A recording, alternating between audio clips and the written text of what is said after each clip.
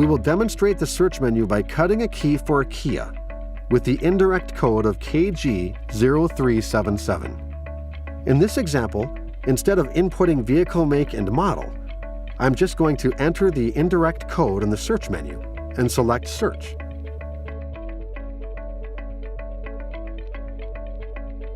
The machine will search the database and list all code series that this indirect code might be included in.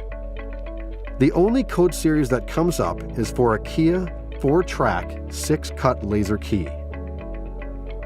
Select Card, and the screen shows an example of what the cut key will look like, and I can compare it to the actual working key I have.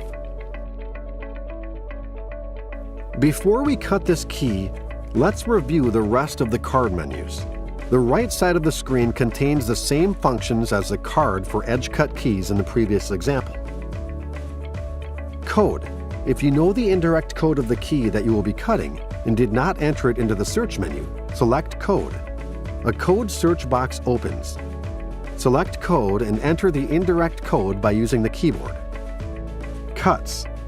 If you do not know the indirect code, but do know the depths for each cut, manually enter that information by selecting Cuts on the card menu.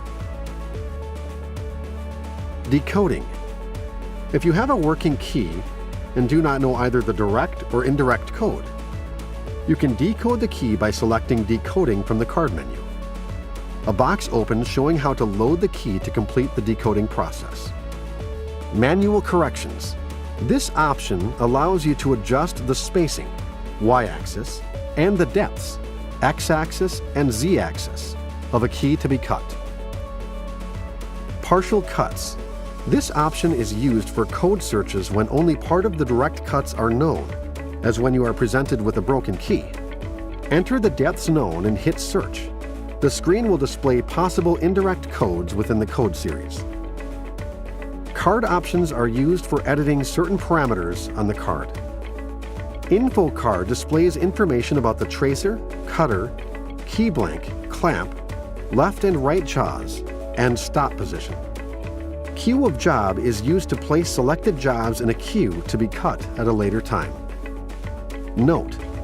This displays data card notes, if any, providing further information relating to the position of the key, accessory required, etc.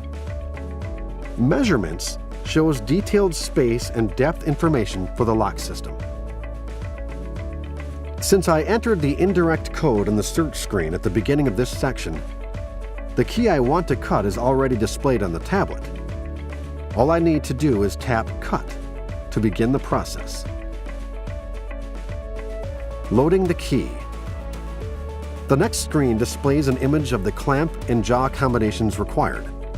For this example, the 01J and 02J jaws should be loaded into the 01R clamp. The cutter used to cut this key is the standard 01L or 01LW cutter. Since this key does not have a shoulder, it will be gauged using the tip. The stop position shown is 2, the second set of slots on the jaws. Place the tip stop bar into those slots and place the key in the jaw, resting the tip against the tip stop bar. Make sure the key is seated flat and clamp the key.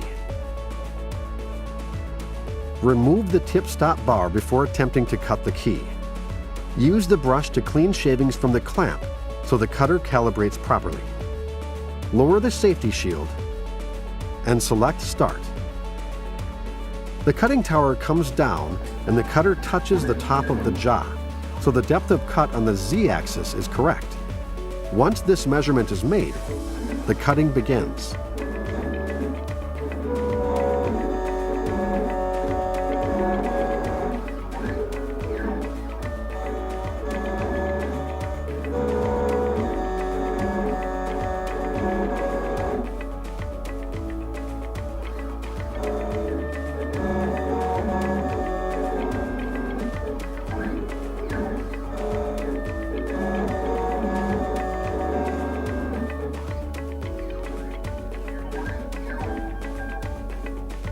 After side 1 is cut, you're prompted to raise the shield and turn the key to side 2.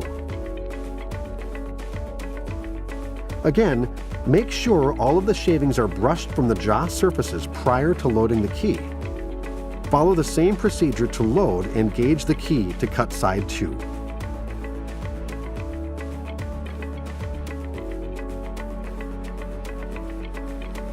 Select Start to resume cutting.